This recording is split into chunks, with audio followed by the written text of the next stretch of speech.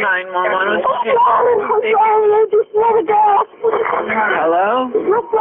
Why did you do that? I'm sorry. I just want to see my family. I just want to see my family again, please.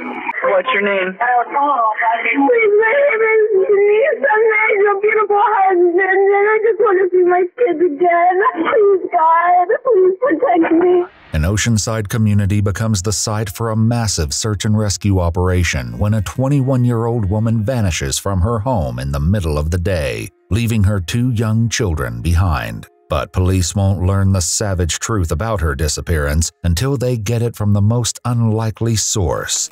A desperate 911 call the young mother makes from her captor's cell phone. Can you see, or do you have a blindfold on? I can't see. Mommy. I don't know. Now, in a shocking case that would leave a lasting impact on Florida law, police must fight through a sea of deception to bring her home before it's too late. Are you gonna help me? Are you gonna let me out now? Help me. Don't. I lost them. Chris, I lost her. The guy grabbed the phone from her. It's January 17th, 2008, and Nathan Lee is on his way home from work. He hasn't had many chances to call home that day. Just a couple of brief calls with his 21-year-old wife Denise, who is caring for Noah, their 2-year-old, and Adam, their 6-month-old infant. Last he heard, she was giving the boys haircuts on the back porch, but he hasn't talked to her in 3 or 4 hours. He calls again, debating whether to stop for groceries on his way home. But when Denise doesn't answer, anxiety creeps in. After 2 more calls go unanswered, his confusion turns to worry. Perhaps she took the kids to the park or went to the store herself, but it was odd of her to not carry her phone. With his worry turning slowly to fear, Nathan arrives home at approximately 3:30 in the afternoon. Denise's Toyota is in the driveway. That's a good sign. When he goes up to the front door, he tries the handle. It's locked. Another good sign. Everything seems to be normal. It's not until he unlocks the door and steps inside that he begins to see signs of trouble. Denise's cell phone is right by the door, plugged into the charger. It shows 7 missed calls, most of which Nathan himself made on the way home. Strangely, the windows are shut, even though Denise told him that morning that she was opening them for the cool January air. With every step he takes, he calls out to Denise, thinking that she's perhaps in the shower or otherwise occupied, but there's no answer. The most distressing sign of all, though, is his children. Adam and Noah are in Adam's crib together, something that Denise does not allow. Both of them need their diapers changed. He cleans them up, his mind racing to figure out where Denise could be. It's unthinkable that she would have left their children alone in the house, and besides, her purse, her keys, and her phone are all right here. He calls Denise's father, Rick, but he hasn't seen her. Alarmed at the news that his daughter is suddenly missing, he promises Nathan that he'll be right over. In the meantime, Nathan's fear has coalesced into panic, and he can wait no longer. He calls 911. Northport Emergency? Yes, I just got home from work, and my wife, I can't find her. My kids were in the house, and I don't know where she is. I've looked every single place, and I don't know. Your kids are at home by themselves? Yes. No, I know. I don't know where Mommy is. She's never done this before? No. I don't know. I mean, I've been home almost 10 minutes now. I haven't seen her. All right, Nathan. I have an officer en route for you. If she does return home by the time we get their calls back, let us know, okay? Okay.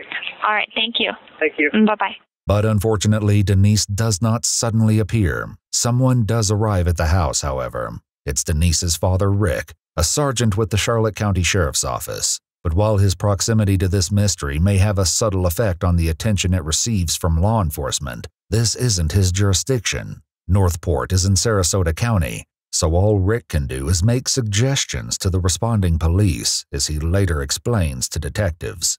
I go, can I please get my helicopter, my dog? And she goes, well, we're not at that stage or something because we don't even know what she was wearing. or anything like that. And I go, well, I really don't care what she's wearing or not. If there's a girl or something laying in one of the woods, we'll be glad to stop and check, even if it ain't her. You know, it doesn't matter. I just want to get the helicopter up. We're not there yet.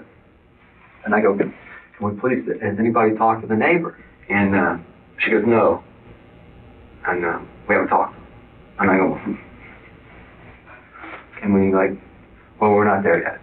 And I'm going, okay. And that kind of made me mad. The responding officers may not have much interest in speaking to the neighbors quite yet, but Denise's husband Nathan heads next door. I knocked on the door, the boy answered that lives there, and I asked him if he'd seen my wife, and he said no. He said, your wife? And I'm like, yeah. I'm like, I don't know where she is.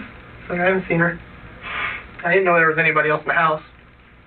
I guess that girl that was the witness, she was home then, but she didn't say anything. Police eventually do talk to this girl. She reveals that she did indeed see something that afternoon, and what she tells them adds a horrifying new dimension to this already disturbing situation. Here she recounts that afternoon with investigators. I was sitting in my living room, and a green Camaro kept driving by my house, so I went outside, and he pulled into the neighbor's driveway.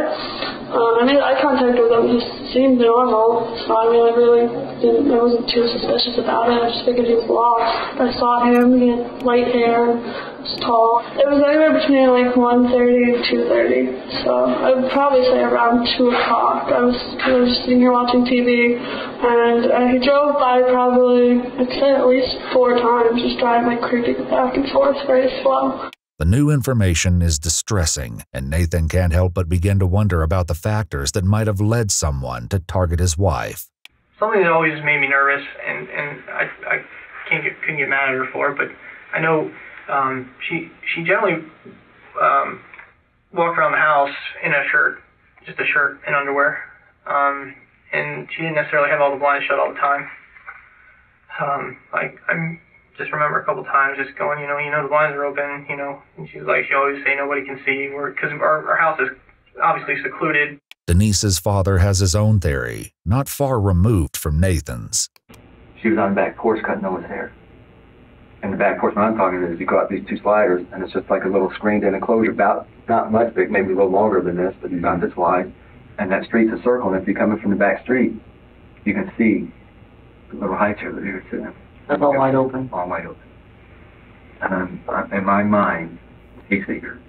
The mere idea that a stranger in a green Camaro might have spotted Denise from the road is eerie and sickeningly random. Then again, maybe it wasn't exactly a stranger. Nathan tells his father-in-law something that could give police their first solid lead. He goes, the guy that works on drives the green Camaro. He goes, I think we found the green Camaro. He goes, and we ran him, and he lives somewhere in Norfolk. We're going to check him out and all this stuff. And then maybe a little smartass, I guess. I go, did you ask my son-in-law Nate if the guy that works for him ever been to his house, seen his house, know where he lives, right? That's a good question. Police speak to Nathan's co-worker, but his car is a much older body style than the one reported by the neighbor.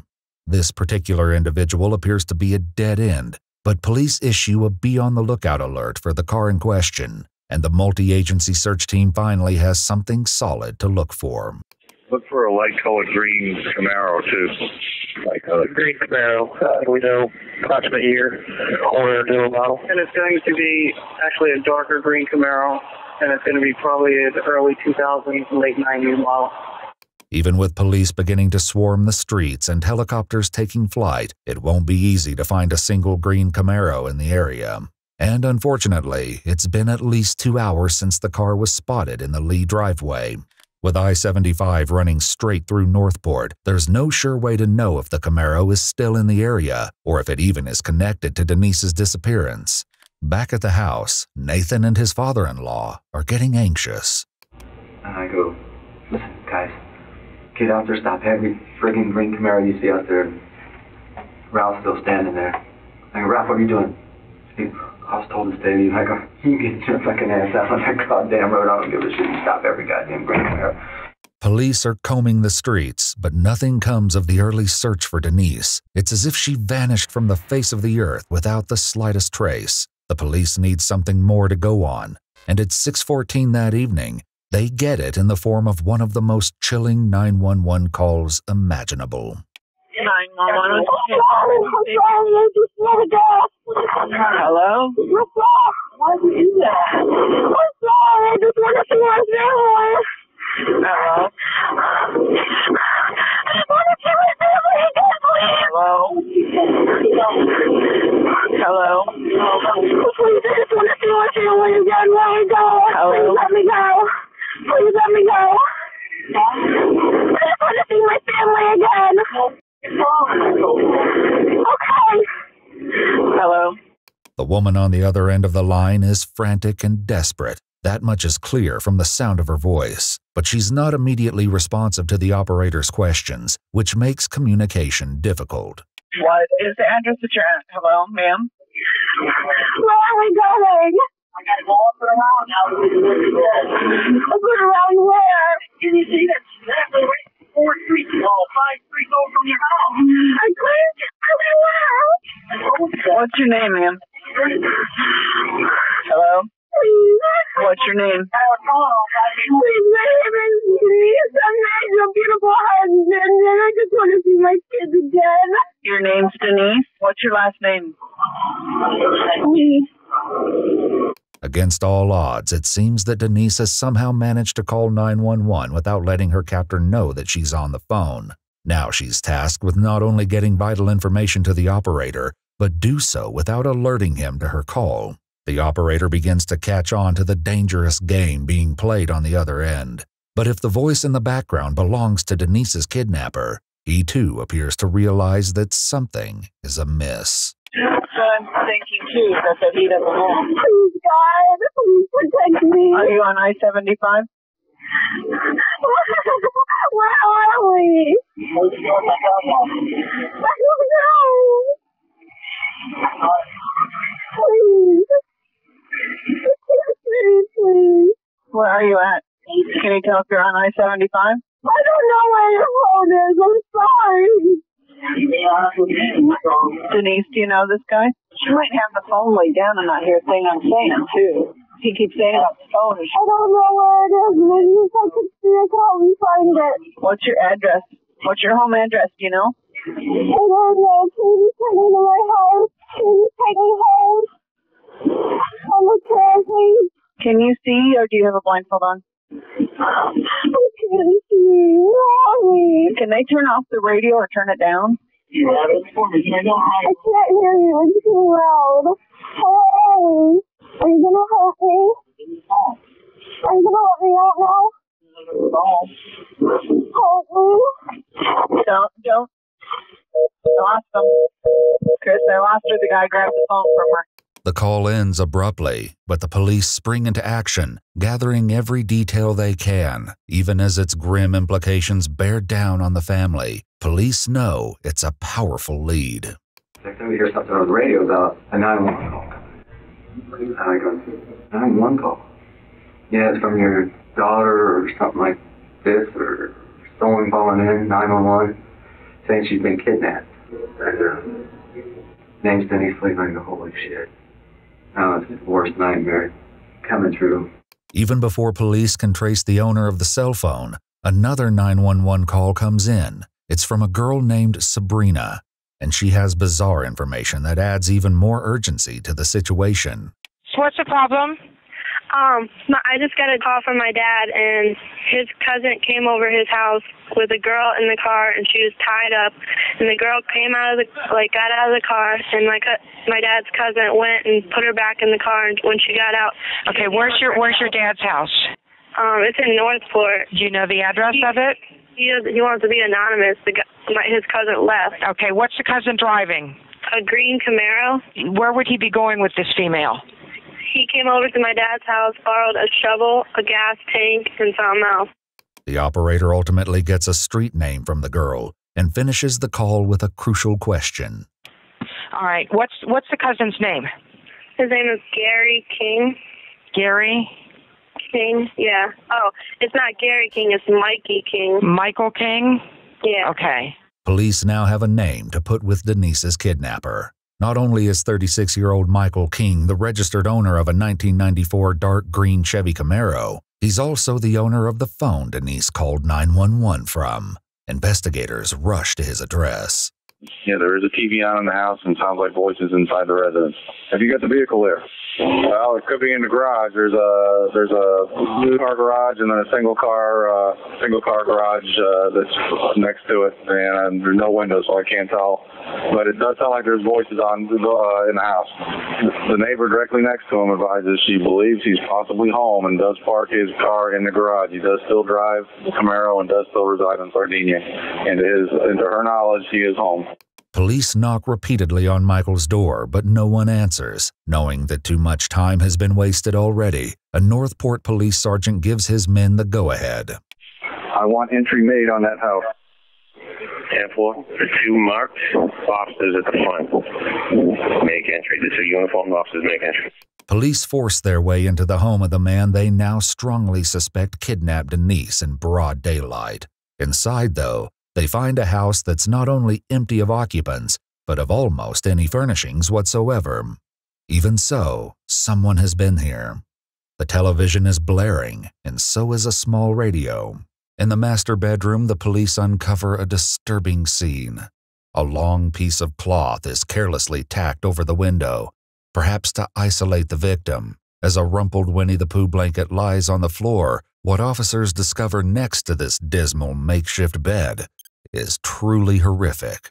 We do have duct tape watered up in a bedroom with long strands that look like light brown hair. In the kitchen trash, they uncover another matching wad of tape with similar strands of a woman's hair attached to it. The evidence clearly indicates that something troubling happened in this house today. If you're real comfortable that there's nobody in that house, go ahead and clear out and secure. 10-4, everybody's cleared. The discovery of this terrifying dungeon makes it all the more apparent that police are facing an extreme emergency. If this man, Michael King, is willing to kidnap a woman out of her own home, right in front of her two kids, bind her, and bring her back to his lair of darkness, he is a man capable of unimaginable evil. At this point, finding Denise and returning her to safety is more urgent than ever. Finally, at a little past 9 o'clock that night, a Florida highway patrolman sees approaching headlights on one of Northport's main highways. Trooper Pope knows his vehicles, and those headlights have a distinctive shape. He stomps the gas and gets behind the vehicle, which immediately gets on I-75 going south. The orange street lights make it difficult to determine the color of the vehicle, but it's definitely a mid-90s Camaro. Northport units, FHP has a vehicle stopped at 178 southbound, 178 southbound. Tag is verified by FHP. It's him, Michael King. This day's agonizing manhunt has finally come to an end. The only question now, will Michael surrender and give up his victim, or will he engage in a final violent standoff with police? Trooper Pope is ready for either scenario. Michael has had this innocent woman in his clutches since at least 2:30 this afternoon, but his reign of terror has come to an end. Trooper Pope can't see a passenger, but it's dark and he's positioned well back from the Camaro. Denise could be tied up prone in the back seat or even in the trunk. His gun drawn on the suspect, Pope orders Michael out of the car, but the order falls on deaf ears.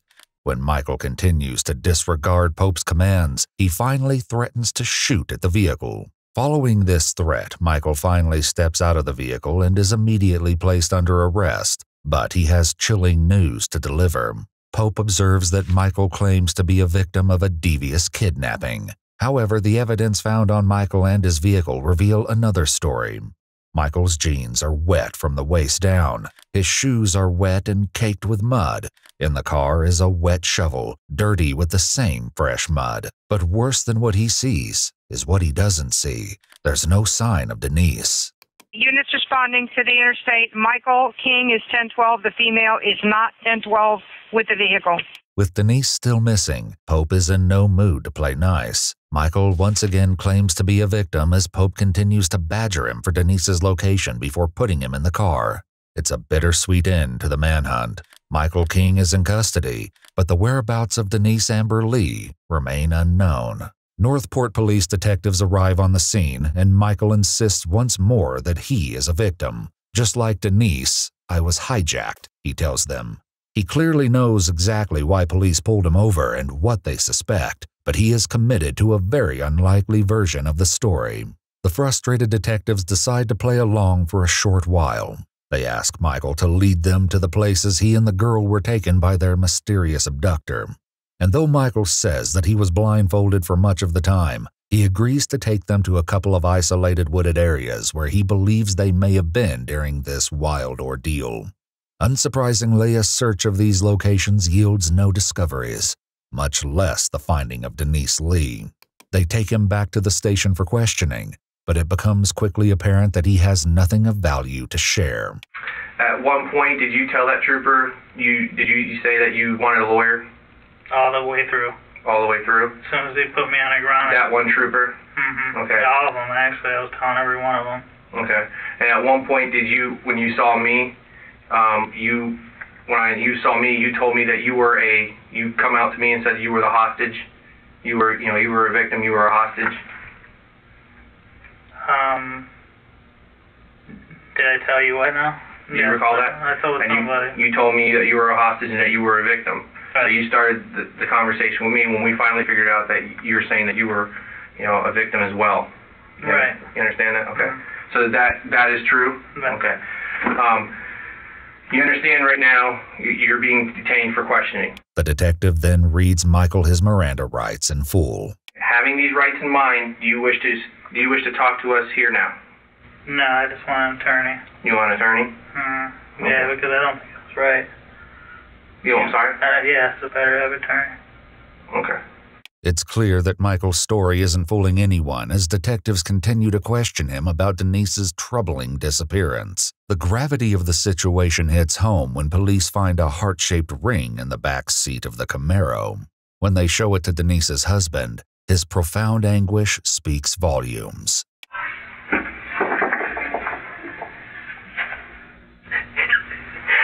Is this her ring?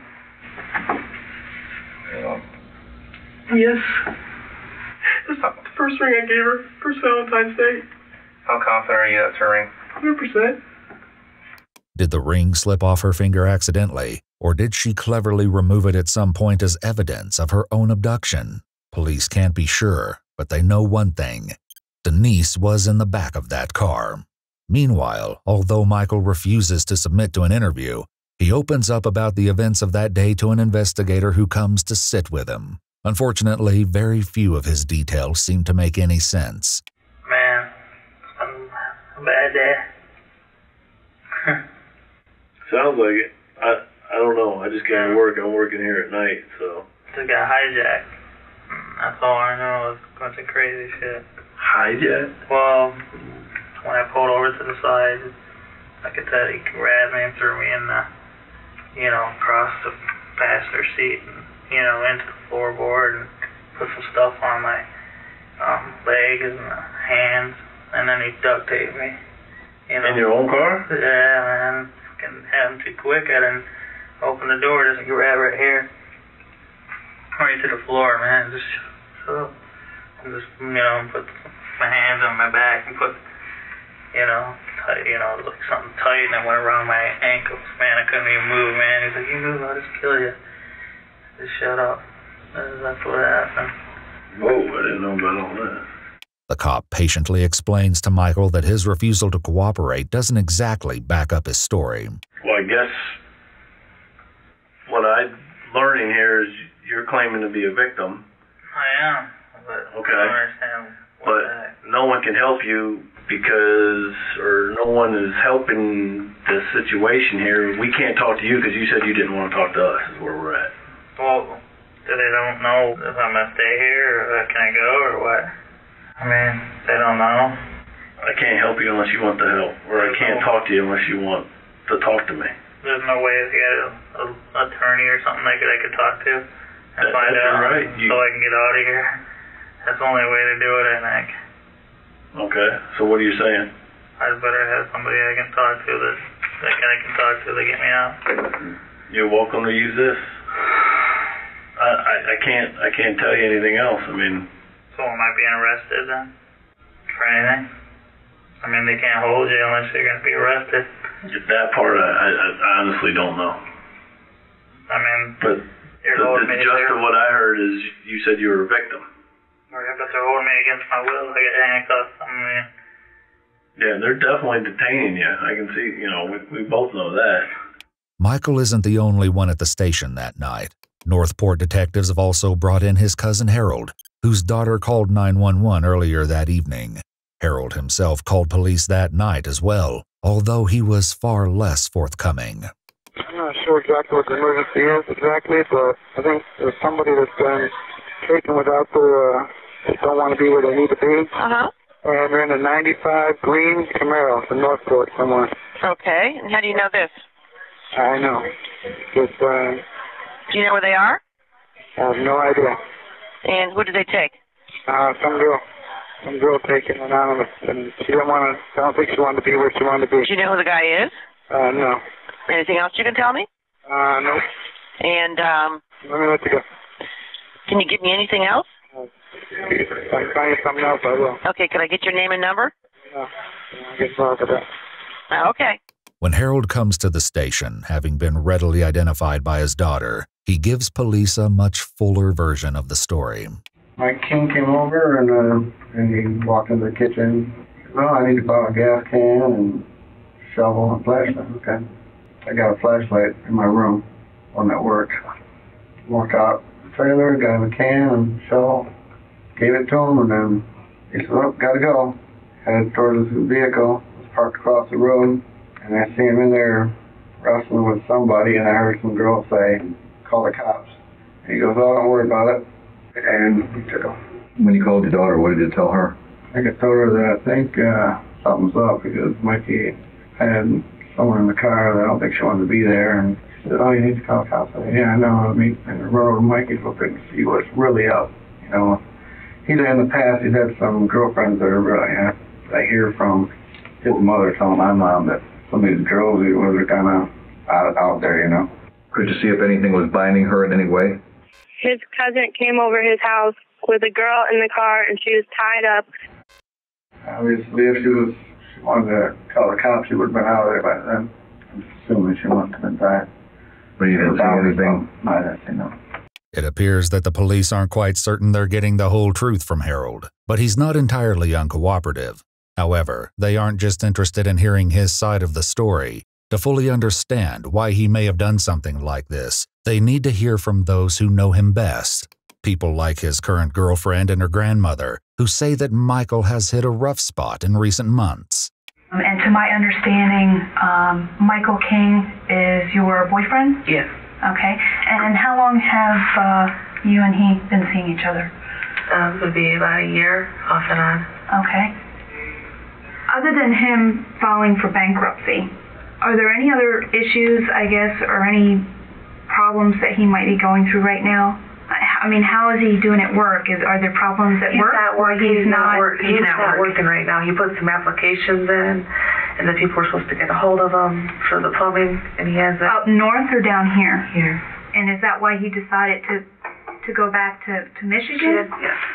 Police learned that Michael spent much of the last month up north in search of employment. When that didn't pan out, he came back to his house in Northport, leaving his 11-year-old son behind with family. The house itself stands empty because Michael left most of his furniture at an ex-girlfriend's house after they broke up. There's no furniture in the rest of the house. Just the bedroom? No, there's no furniture. When I was with him, there was no furniture. There was just an air mattress on the floor. Air mattress. Oh, there wasn't an air mattress? They slept on the floor, okay. Oh, okay. Police now have a perspective on why Michael's house is so barren, but so much about their strange suspect remains a mystery. I didn't know him that well. I've seen him on maybe 4 or 5 occasions, but he really seemed to be a nice young man. Yeah. Okay. It appears that the two seem convinced of Michael's innocence, but the same cannot be said for his cousin, Harold. Following his own interview with police, he goes in to see Michael. Police leave the camera rolling as their suspect launches once again into his tale of a highway hijacking. What are you doing? I'm non-manual hijacking, like I told you that. I couldn't. I tried to put 911 on the phone and everything. So I called T, and went and signed up instead of kill. Crazy. I couldn't do anything. If I said anything, then he would have took everybody out. And I didn't have anything in my garage or anything. He was pissed off. what would I do? Put everybody else in harm? Who was it? I don't know, man. Somebody in the street seen it, and somebody called, and you know, I got cops at my house. Like, what the fuck? What am I supposed to do here? No, you did the right thing. I didn't know how to say it to you without, for you to call without him knowing. Was somebody else in the car, you mean? Yeah, and he had to be, and the only reason I had to have his phone on, you know, the phone, and he hear everything. If it's one mistake, I'll come in. That's it, all of them. I didn't want no problems. Michael's story isn't getting more believable with these added details, and one wonders if even his cousin is startled by his audacity. Can't they ask her or anything? Did they let her go, do you know? I don't even think they found her. So all they gotta do is find out from her. He said he'd let us both go if we did everything we said. We have to find her. That was the deal. You know what I mean? Michael's story remains absurd to anyone but Michael himself, and the detectives have grown tired of his refusal to cooperate. They're also determined to make sense of his spotless record, which gives no indication that such a shocking crime could be coming. When they speak to a woman named Stephanie, however, she has an interesting story to narrate. The statements made here are not verified and only depict the opinions of the interviewee. Stephanie, whose husband was friends with Michael, says that Michael would try to turn her against her husband with lies about his unfaithful behavior. Like, you know, he used to buy prostitutes before he met me, and he was, you know, a bad person, and this and that, and just trying to, like, you know, just fill my head with, you know, stuff about John. I don't know why, but he convinced me to go over to his house for one day. And you don't remember why? Well, it was because he was saying all that stuff about John. Okay. So it made me mad, and I believed him. Okay. And so I stayed there one night, and we rented movies and watched movies. Mm-hmm. But it seemed like the whole entire time I was there, all he was doing was telling me more and more stuff about John. And then I was like, no, that's not true. Mm-hmm. You know, because, you know, I just knew it. I knew he was lying. Stephanie tells the detectives that she spent most of that day and night in Michael's bedroom, drinking the beer that he bought for her on the way over to the house. And John didn't consume alcohol with you? John and I? I'm sorry. Mike, Michael. No, okay. You had sexual intercourse with Michael? Yes. Okay. But that was consensual? Yes. You sure? I was drunk. Okay. So I don't really know. When you realized that you were having sex, explain to me that, or you know, how you came to realize that was going on, if that makes sense. Well, it was like I was sleeping, mm-hmm. and I woke up. And he was engaging in intercourse with you while, when you woke up, it was already going? Yes. Okay. The story speaks to a different sort of man than the one his girlfriend's grandmother referred to as a nice young man. And it isn't the only one. Police also speak to a 13-year-old girl who says she had a chilling encounter with their suspect less than a year ago. Okay, I got off the bus, and then I called her mom to ask her if she can come pick me up, and then she couldn't because my dad was in the reserves. Mm-hmm. So then I kept walking home, and then I turned on, well, then I saw the Corvette pass me, and it turned on the street that I usually go on home. Mm-hmm. And then I turned on to, I think, Kinlock, and I turned on to Stokey, and then I saw him again. He drove past me, and then I turned on to Vulgate, and then I saw him pass me again, and then I kept walking again, and then I saw him pass me again, and then I took off running home. Her mom called the police, giving them the tag number of the Corvette. It comes back registered to Michael King, whose house on Sardinia sits only a couple 100 feet from the bus stop. But when police stopped by Michael's house, they found a man who seemed to have all his ducks in a row. Detectives speak to the officer who responded that day. He basically dispelled my alarm. He said that he was in the area looking for a house to rent because this house happened to belonged to his parents and it was for sale, and there was a for sale sign in the yard, and he had a couple flyers from the, like, rental flyers that was in people's yards that were in those areas, and he said, no, I was driving around in that area, and, you know, basically looking for flyers, and he showed me a couple of them. I ran them through NCIC and documented it on the notes and closed it out.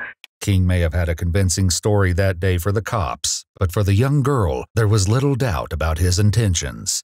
Pretty safe to say that you got the impression that he was, you know, there because you were there, huh? Mm-hmm. Freaked you out. Yeah. Okay. Scared you pretty bad? Yeah. Soon, police hear from another woman who used to work next door to Michael's place of employment. She tells police that he exposed himself to her in the parking lot about a year ago while she was pumping breast milk in her car. He purposely faced me. I mean, he could have, you know, if he had to go to the bathroom, he could have went behind a tree or, you know, turned his back. But he purposely stopped right in front of where I was and exposed himself. And I saw, like, a weird look on his face. I don't know what he was doing, but I didn't want... Weird, like what? Like, I don't know, he just kind of had his mouth open. Like, I don't know if it, like, it kind of looked like a pleasurable look. Like something of that sort. These disturbing stories paint a different picture, and after getting their suspect a new outfit, the detectives let Michael know that their mission isn't over yet. The search teams are still aggressively looking for Denise, hoping against hope to find her alive. You let me down, Mike. Huh? You let me down. Now I'm going to have to go find him myself. Oh, yeah. And I'm going to. And I've got 100 other people that do. Why are we doing it like this? I wonder what happened, you know. Come on. That isn't working no more. There are 20 people out there, TV station, sitting up front waiting for you right now. We've been up for 28 hours and we'll be up all day now. Because of you. Think about telling us where she is, right? But Michael isn't giving up his claim of innocence, leaving the Northport police with no alternative. You're under arrest, Michael. For kidnapping. For right now. For right now. Till later on today. Understand? Get it this way, Mike. This is only the beginning now. It's a beginning that will start with Robert, a work associate of Michael's who initially tells police on the night of Denise's abduction that he has had no recent contact with their suspect at all. The next morning, however, with news of the kidnapping dominating the local media, Robert goes to the police station to reveal that this wasn't exactly the truth. When I was on my way to Knights Trail Park, that's when Mike called me. And I told him I was going to the gun range, and I actually invited him. Far from having had no recent contact with Michael, Robert reveals that they went shooting together only a few hours prior to Denise's abduction. He said he had a 9mm, but he said, I don't have any ammunition. I said, well, that's no problem. I said, I have a 9mm too. I said, I got a box of ammunition. It's no big deal. Robert tells the police that this conversation took place around 12:30 yesterday, but he can't be more precise than that. He explains to the detectives that he erased Michael's call from his phone log because he didn't want his wife to see it. I didn't want her to know I was talking to him. I know she doesn't like him. The detectives understandably find this deleted call suspicious, and it's not the last red flag Robert throws at them. Still, they let him finish his story. What was he driving? He had that green Camaro, and it did have a black bra on the front of it. But he was by himself. Robert tells the detectives that he and Michael stayed at the range for an hour or so before calling it a day. Did he say where he was going after he left the range? He told me he was going to go home. Robert's story would appear to clear himself of any wrongdoing, but the detectives can't help but feel that there are portions of the story that Robert is leaving out. Did you lie to that detective last night and not tell her that you seen him that day? Well, yeah, I guess technically it would be considered a lie. It bothered me all night. All right, let's talk about this. First thing in the morning, that's what I wanted to tell her. Okay. The detective's on the phone with you, and she's telling you and asking you some questions about Mike, right? Yes. And you fail to tell us, law enforcement, that you were with him that day at the gun range. Is that correct? Yes, ma'am. It's pretty huge, don't you think? Robert insists that he didn't realize the incident was this serious and that his only motivation was keeping it from his wife. She must be quite a tyrant, huh? Well, she's not a tyrant, but she's very jealous. And why would she be jealous of a guy? It's not of a guy. It's the fact that, if I'm not actually working, then I should be home spending time with my family and not going off to the gun range. This won't be the last time detectives speak to Robert, and they will learn that he still hasn't told them the full truth about his recent involvement with King. Before they can delve more into investigating those details, a police search team makes a heart-wrenching discovery. On January 19th, 2 days after Denise went missing, investigators are searching an abandoned development site when their canine catches a scent in the air. I saw a large sand pile there, and we continued to walk. As I approached that sand pile area, it kind of opens out a little bit, and he pulled the leash out of my hand and took off into the little wooded area there. And that's when I saw the area and stopped, looked at it, showed my observer, Kim, and said, that just doesn't look right. And I said, see how the soil is different, starts from here, stops there, and the bahia grass was all laid across the top of it with the clay sand that you could see. I thought I saw several packed footprints along the edge. Once I started seeing that, I said, we need to move out because this may be something. We don't want to contaminate it, so we moved out.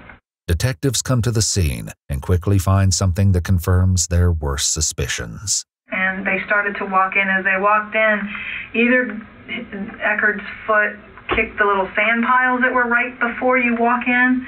They're like dinner plate size, little patches. They looked odd when we walked in. He either kicked it or his foot caught it, and when it flipped it over, there's all this blood underneath of that. And that's when we all said, whoa, and then everybody backed out.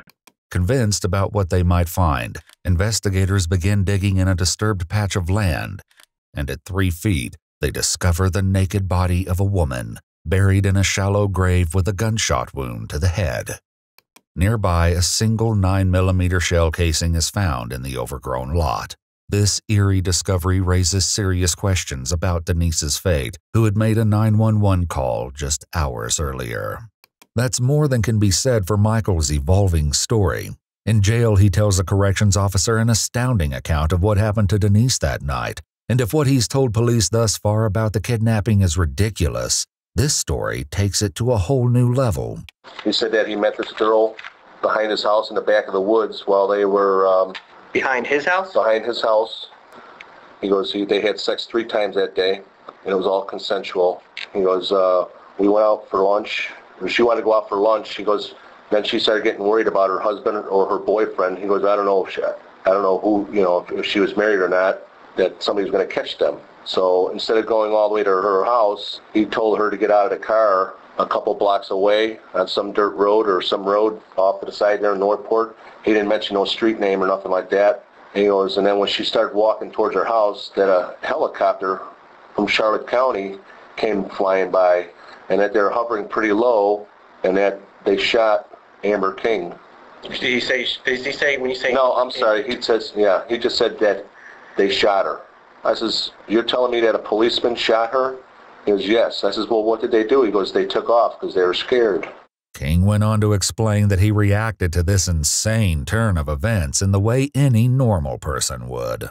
I says, well, what did you do? I says, did you actually see her get shot? He goes, yeah. He goes, I saw her. He goes, I saw the blood coming out of her blonde hair, out of her hair. And that by the time he got to her, that she was down on the ground, covered in blood. I said, well, what did you do? Did you try to help her? He goes, she was already dead. He goes, and I got all freaked out and scared. He goes, I done something I probably shouldn't have done. He goes, I buried her body. Who can say who Michael hopes to convince of this outlandish version of events? Maybe himself. Something that Denise's father must face when he's asked to identify his daughter's body. With his positive ID, the ugly truth about Denise's fate is confirmed. In his interview with police, Rick recalls a conversation he had with Nathan, his son-in-law, about the monster who took her from them. He's kicking himself in the ass, Maybe he shouldn't live that way like a name. Nothing. You can't do that? Nothing. Absolutely nothing he done. Nothing she done. He's just a piece of shit. I can't say it. And one day we're going to be able to go to court and tell him that.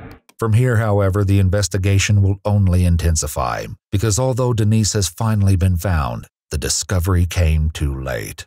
Police know they have the man responsible for Denise's death, but what they don't know is whether or not he had help, and there are two men who were in contact with him on the day of the incident who can help them get to the bottom of that question.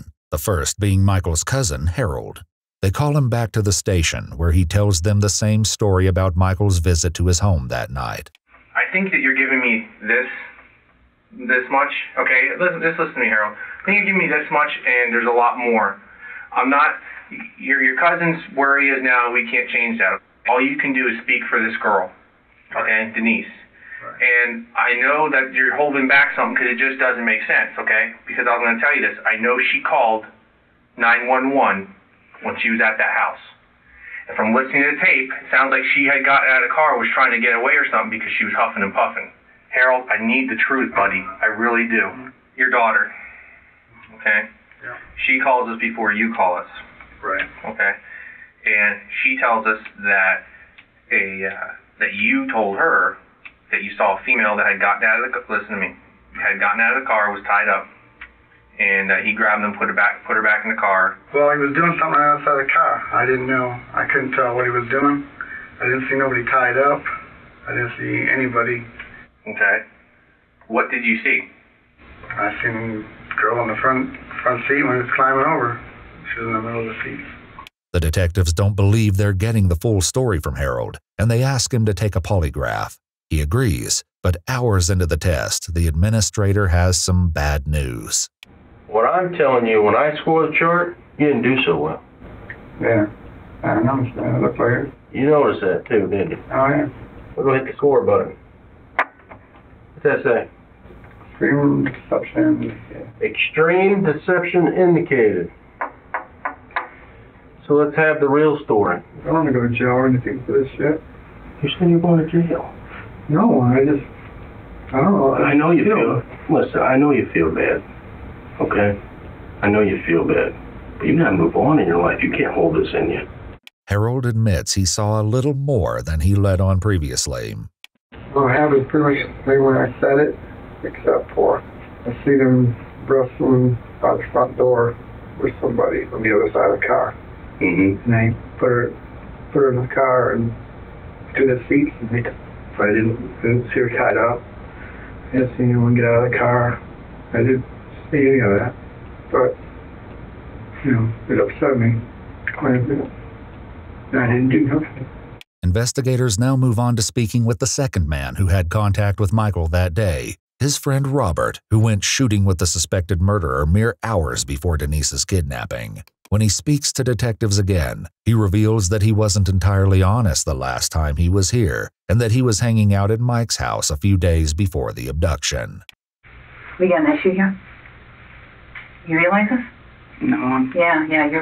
We really need to think about what we're saying. Hey, you put your phone in. Okay. This is important information. This is information that we should have got the other night. This is information that you didn't mention this, okay? So I told, listen, understand how this has anything to do. This is a lot. Okay, this is huge. I think you've lied, okay? Okay. You know you have. I lied about the other... You lied a lot of things right now, and I need you to help me. I'm not purposely trying. We have a lot of loose ends that we have to tie up here. And I understand that. I wouldn't be here. I need your help. We need your help. We need you. I am trying to desperately. No trying. Okay, this trying crap is over. Okay, do. With Robert's answers, the detectives ultimately accept that they stem from his desire to keep the peace in his marriage, and not from any active involvement in Michael's sadistic crimes. However, he can't rule out a possibility that will undoubtedly haunt him for years to come. And I remember seeing that there was a few bullets left in the box, and I remember saying to him, you're welcome to shoot those off, because I didn't really want to keep them, and, it wasn't that big of a deal to me. And I remember him saying, no, it's no big deal. He was we're done, and that was when we were at the end of our So you're not meeting. sure if that his gun was loaded or not, is what you're saying? No, I'm not positive. I know that I didn't see him load it. I know that he didn't ask me for any shells. I know that I didn't other than offering for him to shoot those, I didn't say, here, take some with you or anything. Afterwards, after the officer came over and after all of this stuff came about and it became a reality to me, then naturally I'm thinking, oh my God, there's a possibility that he could have taken a couple bullets and put them in his pocket for all I know. Indeed, police send a gun expert to the Knights Trail shooting range to compare casings on the ground with the one found at the crime scene. The expert concluded that 3 casings at the range are an exact match for the 9mm casing found near Denise's shallow grave. Police never find the gun itself, and while Robert makes mention of Michael's limited skill with a firearm, He was kind of embarrassed because he was all over the target. The autopsy reveals that he needed no particular talent. The gunshot wound on Denise's face indicates that the gun was pressed against her temple when it was fired. After terrorizing the 21-year-old for hours, Michael King coldly executed her in an abandoned lot while her family prayed for her safe return. The autopsy also tells the ugly truth about Michael's depraved desires. His DNA is found inside Denise, and a physical examination shows overwhelming evidence of sexual assault. Michael is slapped with new charges, including first-degree murder. If there is any solace to be had for Denise's family, it must come from the fact that law enforcement did everything possible to make that happen. Unfortunately, that solace is short-lived. One piece of information soon comes to light, and it's a big one which could have changed the outcome of this tragedy. I pulled up to a light. I don't know the name of the cross street, but I was on 41, and I heard some screaming. On the day of Denise's kidnapping, authorities fielded several related calls to 911, one from Denise's husband Nathan, another from Harold, Michael King's cousin, and another from Harold's daughter Sabrina, and of course, a blood-curdling call from Denise herself. But there was another 911 call that night. It came in at 6:30 p.m., only 16 minutes after Denise's call. It was from a woman named Jane, who was alarmed enough about the car driving beside her to notify the police. And I was at a stoplight, and a man pulled up next to me, and there was a child screaming in the car. Not a happy. What kind of vehicle was he in? It's a blue Camaro, in the 90s or early 2000s or something. Okay, it was a baby or? No, it was a child. It was more than how old? You know what? It's dark, and I turned to look at him, and he's a white male, sort of light-colored hair, sort of plump. He's behind me now, and I tried to slow down so he could pass me and I could read his license plate. Ma'am, don't hang up, okay? I'm not. Okay. Jane's details didn't precisely match the information given to dispatchers and police that day, but they were certainly close enough that they should have generated some action. At 5'1" and 109 pounds, Denise could have easily been mistaken for a child when seen through dark windows and traffic. And whatever discrepancies there were, it's clear that Jane was seeing something alarming in the other car. And there's a kid in the back seat, and they kept banging on the window. And it was banging on the window. And screaming. And crying. And screaming. Like screaming. Okay. And not a happy scream, like, get me out of here scream. Given the fact that law enforcement had no knowledge whatsoever about Michael's location at that time, Jane's in-progress sighting could have made all the difference. Okay, now it's green, and green arrows, and he's going now. He's turning left on Toledo Blade. Yeah. Do you want me to turn? Try to follow him, or? Okay. Does he want her to follow him? Okay. Can you turn? He just turned on Toledo Blade. I don't know if I can catch up. There's a bunch of traffic, and I can't get over. Jane doesn't have the opportunity to give chase, but the dispatchers have more than enough information to pass along to officers. Unfortunately, the information never gets to them because by this time, King had left Northport and entered Charlotte County on US 41, where Jane had spotted the Camaro. However, her call had passed into Charlotte County despite Sarasota County and Northport officers handling the case. Confusion reigned in the dispatch center that night as the supervisor tried to establish a single patch between all 3 areas handling the case. This, combined with the shift change that was happening at the time, led to her call being misfiled. Police on the ground and in the air, all of whom were desperately searching for Michael King's green Camaro at that time, never got the information. Michael didn't get pulled over for another 2.5 hours, by which time Denise was already dead. According to documents from the internal investigation, a Charlotte County dispatcher later acknowledged she messed up and was suspended for 60 hours for failing to send deputies to respond to Kowalski's call. Another dispatcher was suspended for 36 hours. Now, we've all heard screaming. We've heard roller coaster screams, screams of delight, horror movie screams. I've never heard a scream like this in my life. Could Jane's call have made the difference between Denise's life or death that night? Her husband Nathan certainly thought so. In the coming years, he would form a foundation in his deceased wife's name, aimed at improving 911 systems and training across the country. His efforts would help push the Denise Amber Lee Act through the Florida legislature 2 years after Denise's murder. According to news sources, Governor Charlie Crist signed the bill into law in the summer of 2010, mandating state certification and standardized training for all 911 operators.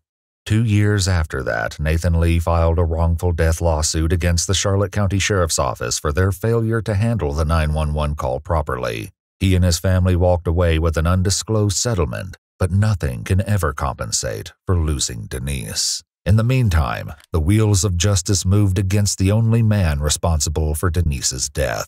Michael King was convicted of premeditated murder, and on December 4, 2009, nearly 2 years after Denise made her courageous and chilling 911 call from the inside of Michael's Camaro, in agreement with the unanimous jury recommendation, the judge sentenced Michael Lee King to death.